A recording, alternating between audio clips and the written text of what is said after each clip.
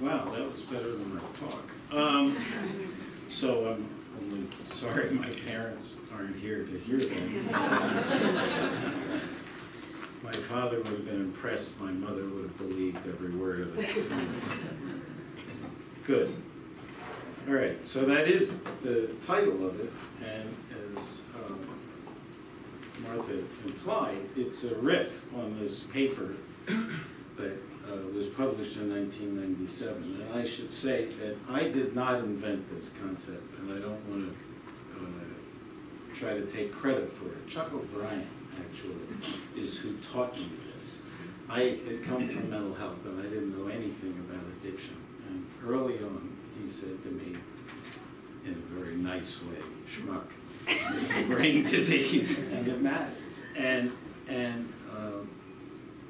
And what I would like to do today is use too many slides and talk too fast, because that's my style. But I'm going to run through some of the original logic and why it does matter for society. It's not just the scientific or even a clinical issue. It has broader implications. And then I hope we'll do it fast enough that we have time for some conversation about it. Okay? Here we go. So the fundamental argument is that addiction is a brain disease, and that has implications for how we deal with it as a societal issue. So overall, if you look back over the course of the last 50, 70 years, it's clear that advances in science have revolutionized the way we think about some fundamental concepts, how the brain and mind work normally, what brain dysfunction is about and how it's tied to disease, but most importantly, what to do about them once you have them. So let's do your brain on drugs, because it's important to set up the message. So critical question, why do people take drugs anyway?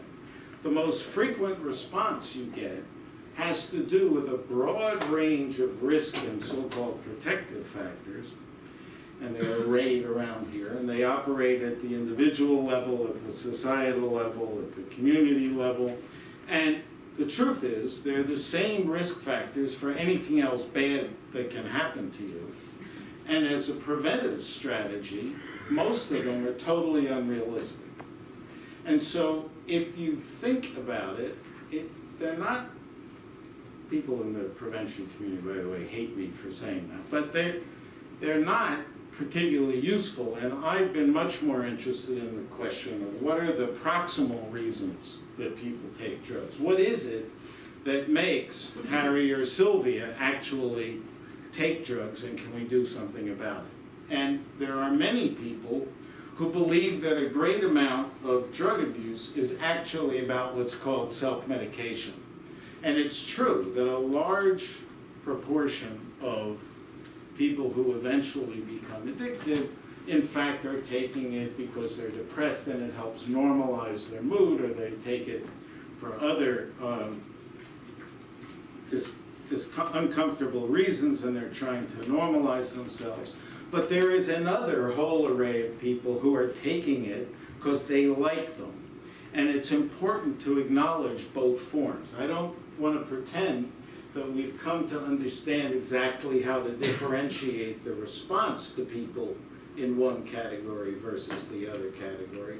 But it's not just about self-medication. An awful lot of it is about the sensation that it causes.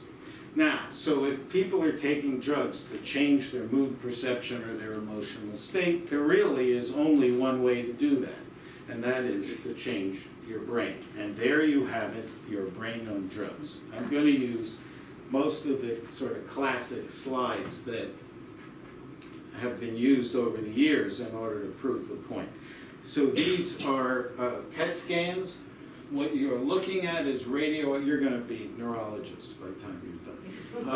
You're looking at radioactive cocaine being taken up into the base of the brain. You're looking down on the brain. That's a not very functional pointer.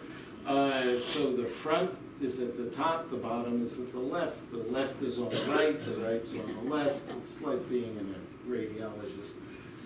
gold is more, red is less, and what you're watching happen after an intravenous injection of cocaine is cocaine being accumulated in the base of the brain, and fundamentally that's what it's about. That's why it feels good. It feels good because the drug is accumulated in an area of the brain that has an effect on mood. Now, this is just another kind of a scan. This is a functional MRI, also a rather old one. And what you are seeing here, and that doesn't show up. Doesn't show up any better. Okay, I'll point. So now you're looking at a slice this way into the brain, and you've got top, bottom, left, right. And the point here is that these are areas of the brain that are activated in different parts of the drug experience. And the point here is just, again, to show you that what the drug is doing is modifying critical areas of the brain. And during the euphoria stage, these areas are activated, and as it wears off and they start to experience craving, you get a different array. It's exactly what you would expect. And what that changes from a societal or public understanding point of view, thank you. We'll see if I can. He swears it works, we'll see. Oh, okay, and I've got the one from next. I got it. It's good. Okay, so back in the good old days, that was your brain on drugs. That is the most famous ad in the world. And it was put out by the Partnership for Drug-Free America. And there I was, the director of NIDA when it came out, and it got fabulous acclaim. And I'm sitting there dying, going, what do you mean? Drugs don't fry your brain. They don't fry, you know. It's a terrible analogy. It's not accurate. I went off and went to see the president of the partnership, who was a wonderful guy, and I said, you got to get it off. It's scientifically inaccurate, and I hate it. And he said, that's interesting, because just today, the advertising goobies of the universe just gave us the biggest award in advertising for the most effective ad ever. I went home with my tail between my legs. But this kind of research actually helped us change our understanding of what's actually going on in the drug experience. And I think over time has become very important in changing public understanding of sort of what it's about. How do they work? Well, they all have idiosyncratic mechanisms through which they act in the brain, but they all have common actions, and I'm not going to spend a lot of time on this. I'd rather have a conversation than lecture at you. But those of you who would like to feel like you had your neuroscience lecture, there are two main pathways through which drugs work. You can see there's a red one called the serotonin pathway, a dopamine pathway in purple. Okay, and even though drugs of abuse all have idiosyncratic, I hope I put the right slide in. No, it's later. But anyway, what they're doing is modifying these specific areas of the brain through basically those two systems. They affect both systems, the serotonin pathway and the dopamine pathway. They have idiosyncratic mechanisms by which they initially operate, okay? But then they all have these common effects. All right. So the bottom line of that is people take drugs because they like what they do to their brains. And that's the commonality. Even though they each have their idiosyncratic mechanisms, and you have all these marijuana receptors around here, but they all share an effect on the dopamine reward pathway. Okay, and you can see that here, where you see after, these are in mice, don't worry, after you've had intravenous injections, you can see these dopamine spikes, got it, in the base of the brain. And basically, that's what it's about. People, animals love those dopamine spikes. Okay, first one, why do they take drugs? They like what it does to their brain. What's it doing to their brain? It's, among other things, modifying dopamine levels. Why do some people get into trouble with drugs and others don't? Well, there you get the risk and protective factors again, and people have a tendency to focus on them, and they are important, don't get me wrong. They do make a difference, and they do help lead people to drugs and problems with drugs, but they're very difficult to manipulate effectively and on a large scale, and so you have to think in a somewhat different way. And of course, we know, as with all things, drug addiction, the probability of becoming addicted, is a function of an interaction between genes and the environment. There's a large genetic component. This is just a table summarizing some of the data about the genetic heritability that is attributed to addiction. So you can see, depends on what you count, between 50 and 80% of the variability across all drugs, and the probability someone will become addicted is attributable to heredity. But it doesn't own it, and it's in interaction, and I have to say, much to my sadness, we have made very little progress on that interaction. We know it's an interaction, we know it's gene and the environment, but sadly, we keep saying it, and we've made, sadly, very little progress. Okay, so after they, am I going too fast?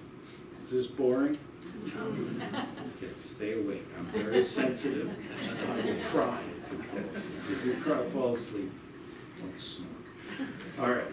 After a person uses drugs for a while, why can't they just stop? And it is a myth that you can just stop. Very few people succeed.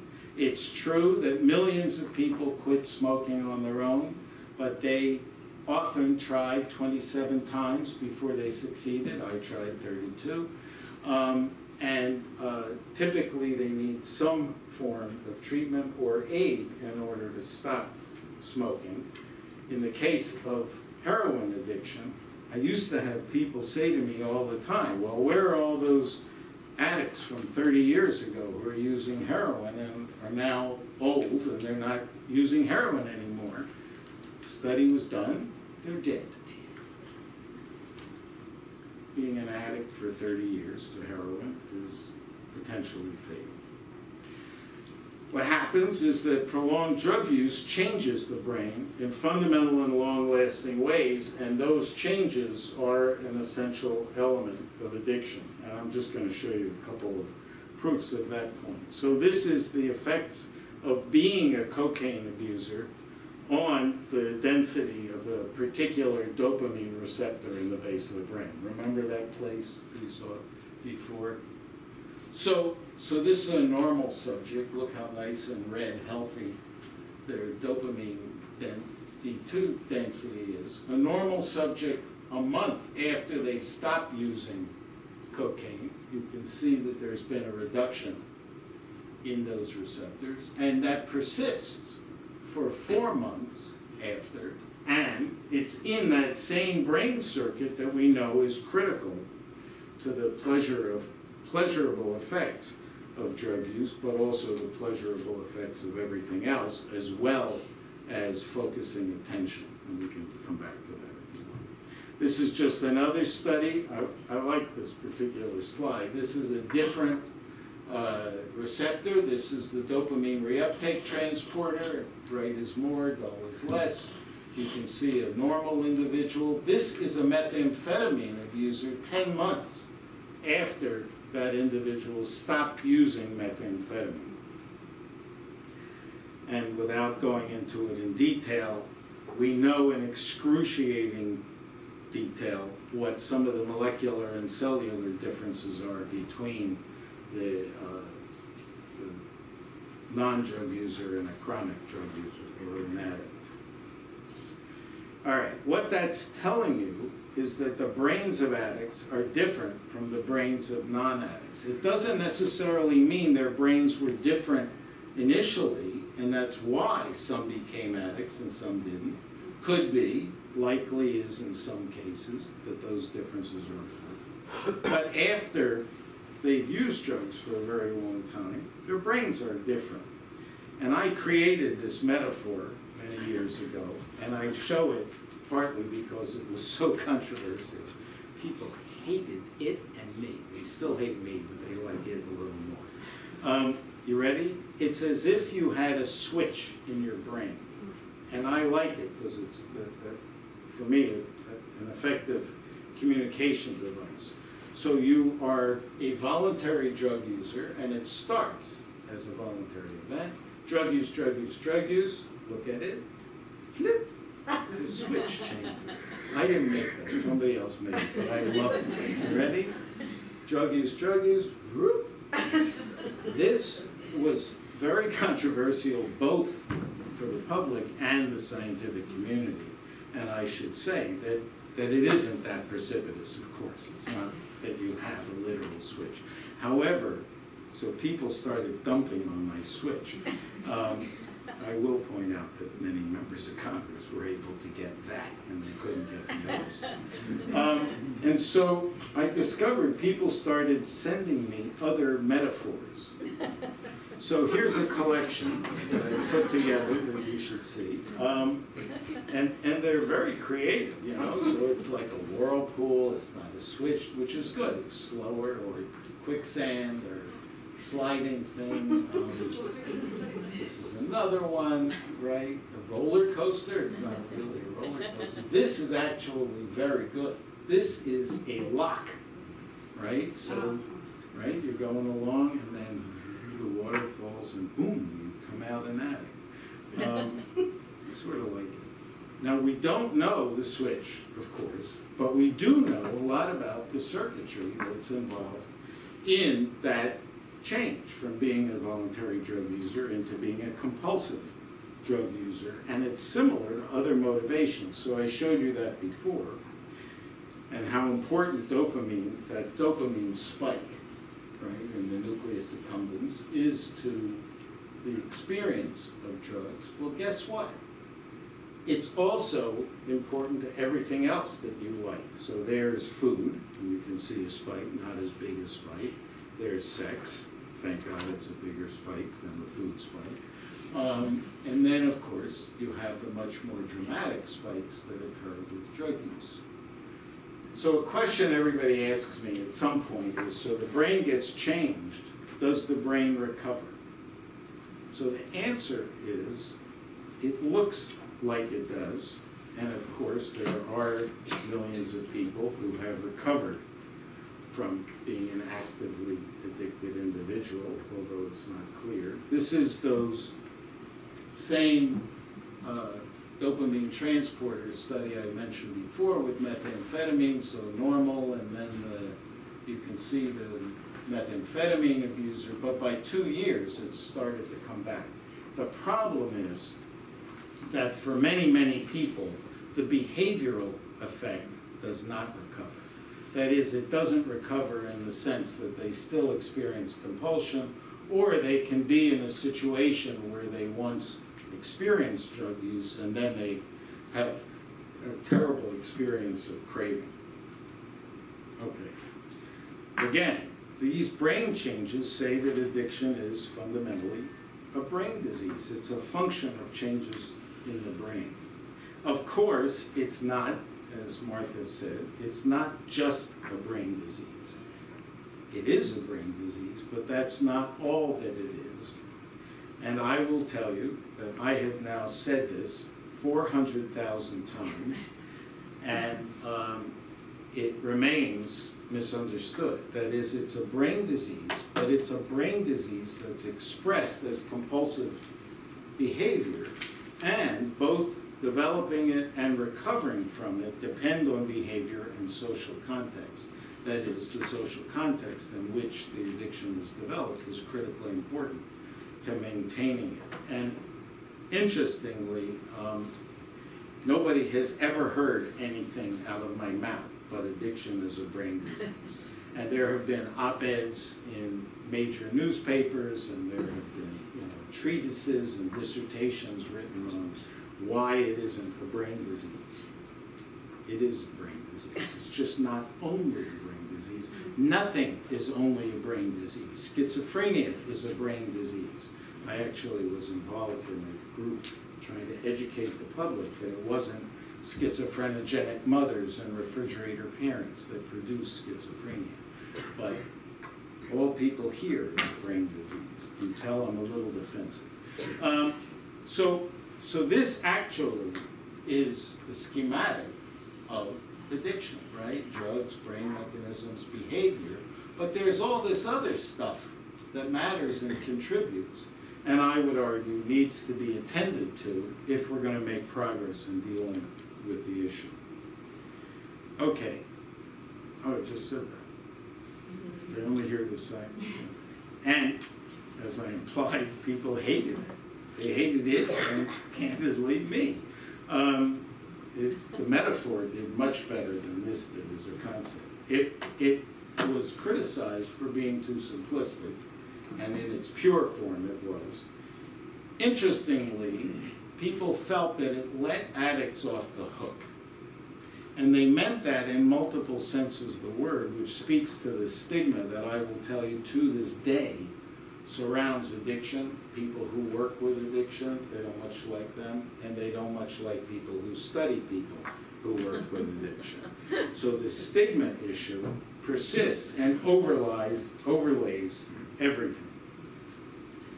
Okay, so why should society care about this is a critical question. That's the it matters part.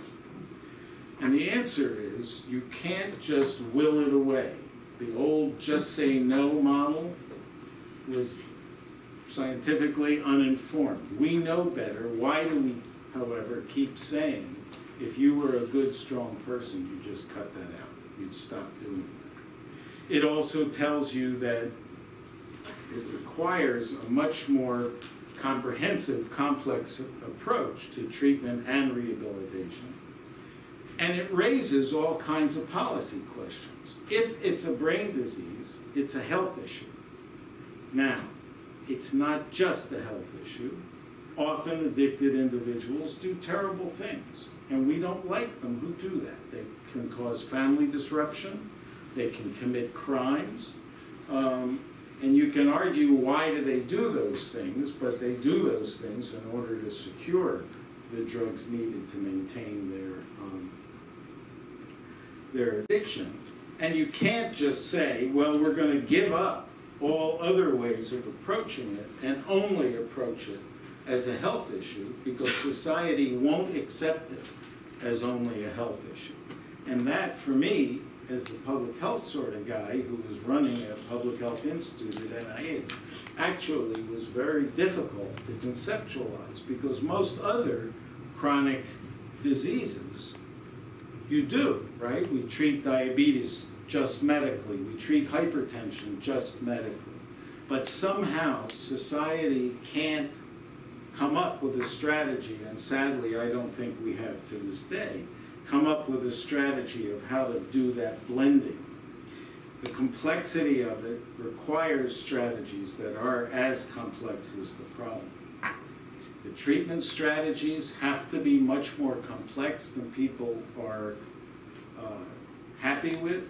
If it's a brain disease expressed in behavioral ways and in a social context, treatment has to attend to all of the aspects of it. That's a model that I stole from somebody back in 2001, but it really holds, right? What do you have to do to get people to actually functionality, what you want? The goal of treatment is not just stop using drugs. It's stop using drugs, become a functional member of society, become a productive part of your community, become a productive part of your family, and that's complex. It takes all kinds of elements. You need to deal with the brain issue, or the rest of it may not work. Typically it doesn't work, it doesn't last very long. Okay, and as I implied, drug abuse and addiction are more than just health issues. And you can see the reasons, right?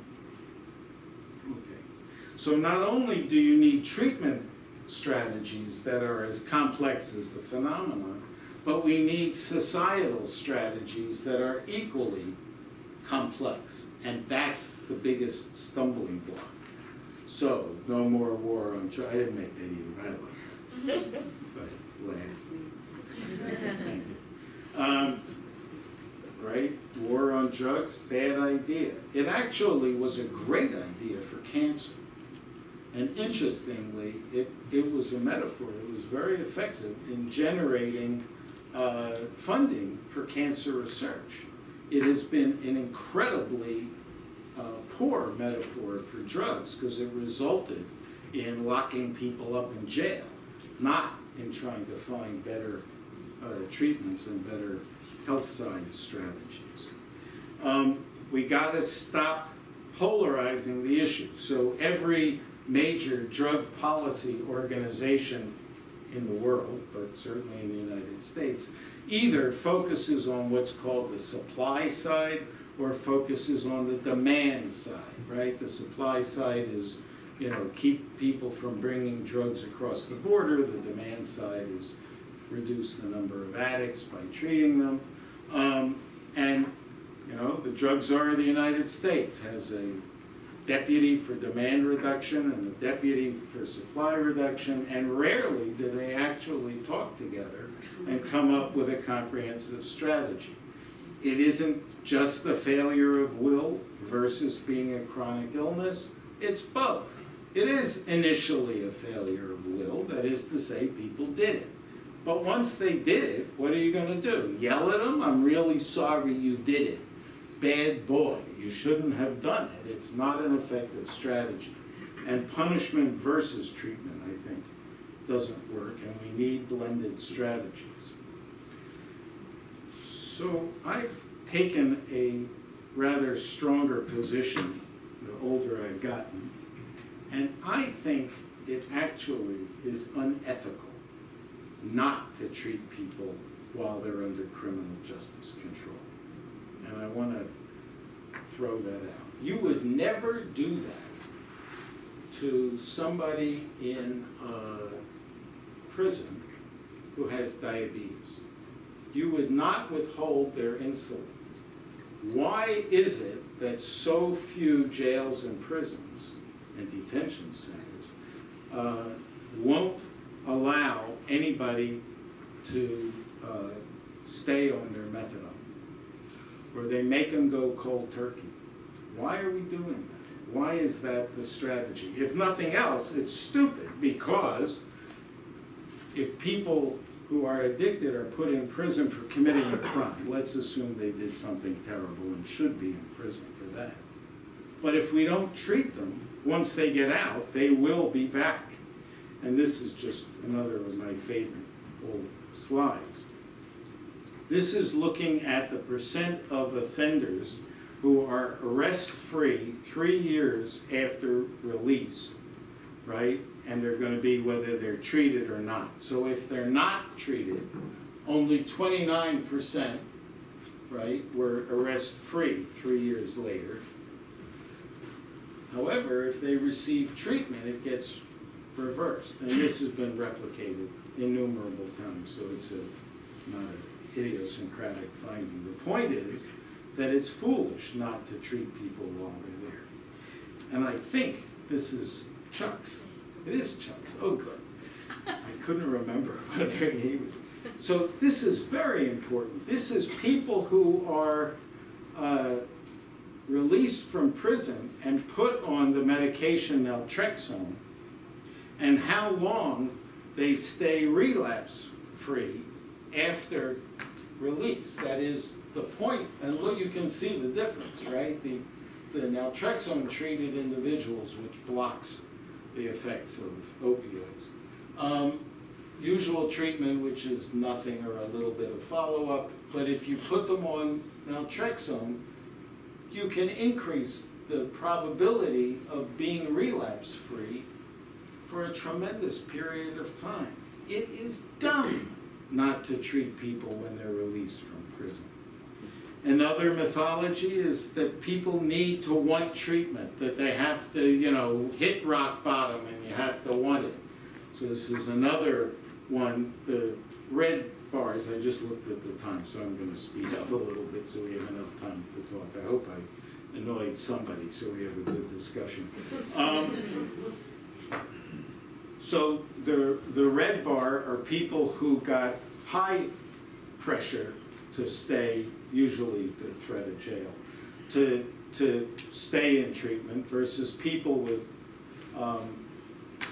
low levels of pressure, the blue bars, and you can see that across different treatment programs, people will stay in treatment under pressure. You don't have to want to go into treatment, and if they stay in treatment, probability is higher and higher than that. So I wrote that paper in 1997, and I was asked to give this talk, and I sort of gave up drugs a while ago, so I haven't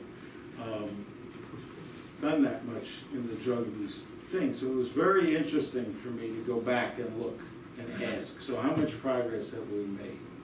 How much has actually happened? And the answer is, in spite of the evidence, only 20% of individuals who have opioid use disorder, that's what opioid addiction is now called, only 20% of individuals receive treatment in any year. 5% of people in prison who have OUD receive treatment. Think about these numbers from a societal point of view. And only 36% of formal treatment programs offer any medication at all. These, to me, are the most discouraging statistics about the ability of advances in science to change things over the course of 22 years. 22 years since 1997. The argument, by the way, that paper was reproduced by the Department of Justice and sent to, you know, prisons and jails all over the country and whomever, and you can see the impact. So I am just finishing chairing a committee for the National Academy of Sciences that Chuck testified to on medication-assisted treatment for opioid addiction. And I'm not allowed to tell you anything about what we're concluding, which is a little depressing, but it'll be out at the end of March. But I can tell you that we've been asked to talk about the evidence base for medication's effectiveness and the rationale for their use. And the intent of this study, I believe, from the sponsors, who are the government, is to build an understanding of the nature of the illness, why you would need medications, and then why you ought to be using them, in part because of their effectiveness. We also have been looking at a series of barriers, and I won't take the time now to say much about it, but the misunderstanding about the nature of addiction and the medications used to treat them is astounding, and the impact of that is tremendous. I'm sure many of you have heard medications are just substituting one addiction for another. You know, that's true, and it's not true. And they work in very different ways, and it's no different in many cases from being addicted to insulin if you are a diabetic. Or I have high blood pressure, I promise you, I am in ways, different form, addicted to my blood pressure medication. There's still a lot of ideology out there. The stigma is a terrible problem. Everybody wants a magic cure. And the other one is one of my favorites, and that is everybody's an expert. 70 million adult Americans used marijuana at some time in their life. Therefore, they are an expert. One of my favorite life experiences was I was once at a family event, and my wife's 83-year-old Uncle Hi came up to me and said, "You're the director of the National Institute on Drug Abuse, right?" And I said, "Yes." And he said, "Let me tell you about marijuana." And at the time, I was the only legal supplier of marijuana in the United States, and therefore I said, "Uncle Hi, do you know who I am?" And he said, "Yeah, that's why I want to tell you about it." So, my point and the message I would give you and leave you is that, in fact, science, if we're going to make any progress at all, science has got to replace ideology, stigma, and misunderstanding as the basis for how we approach this issue, clinically and societally, from a policy perspective. Okay, that's my talk.